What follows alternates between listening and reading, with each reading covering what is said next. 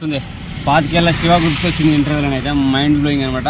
BGM కానీ, songs కానీ, love story కానీ, నాగార్జున లవ్ స్టోరీ కానీ కిర్రాగా అనిపించింది. నిజంగా సంక్రాంతి పండుగకి హనుమాను 12 లెవెల్లో ఎంత హిట్ అయిందో, సో నా సామిరంగా అంత సక్సెస్ ఉంది. తెలుగు వాళ్ళకైతే పిచ్చిగా నస్తుంది. ఇంకా మిగతా 2 సినిమాల సంగతి ఇంకా నన్ను కంపారిజన్ చేయకండి. హనుమాన్ తర్వాత నా సామిరంగా మైండ్ బ్లోయింగ్ అన్నాడు మూవీ. ఇంటర్వ్యూల వరకు చూసి గుర్తుకొచ్చా, మళ్ళీ ఇప్పుడు లోపలికి వెళ్తా. మస్తు అంటే మస్తు అంటే అసలు పిచ్చెక్కిపోతుంది. పండగ సమ్మర్ ఏందో చూపించాడు. అలాగే నాగార్జున గారు ఆ లవ్ స్టోరీ, వాళ్ళు వెళ్ళే ఒక సినిమాకి వెళ్తారు లోపల. అంటే పాతకాలంలో ఉండేగా మన పొరగాలు పోయే సినిమాలు ఉంటాయి సపరేట్. హీరోయిన్ అడుగుతాను అనమాట డైరెక్ట్. మస్తు అనిపిస్తుంది. ఆడికి పోయి ఇంటర్వ్యూల్లో ఇక బాడీ వేడెక్కిన బయటకు వచ్చేస్తారు. Full entertainment. నరేష్ పాత్ర కూడా ఇప్పటివరకు బాగా హైలైట్ అనిపించింది. మన ఇంకో చిన్న ఇది రాజస్థాన్ ఉన్నారు కదా, రాజస్థాన్ది ఇంకా ఫుల్ లెంత్గా చూపించలేదు. ఇంటర్వ్యూల తర్వాత చూస్తారేమో. ఇంటర్వ్యూల వరకు అయితే కిర్రాక్ ఉన్నది. 3 పాత్రలు, ముగ్గురు హీరోలు కదా వీళ్ళు.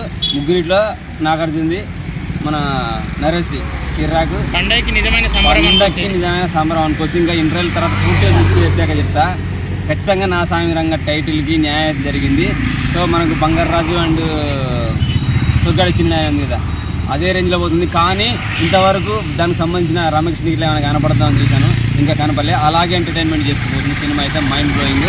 హనుమాన్ సినిమా చూసి ఎంత ఎంజాయ్ చేశారో ఈ సినిమా చూసి తెలుగు పండుగ వచ్చింది అనే సంబరం కలుగుతుంది. మస్తు ఉన్నది. మళ్ళీ చెప్తా. నాగార్జున ఇంకా ఇంటర్వ్యూలు చెప్పినా కదా, బెంగళూరు సైకిల్ వచ్చేస్తుంది. సైకిల్ చైన్ లాగుతాడు. 25 శివ సినిమా గుర్తు వస్తుంది. దాంతో బ్యాంగ్ ఇచ్చాడు. ఖతర్నాక్ ఉంది.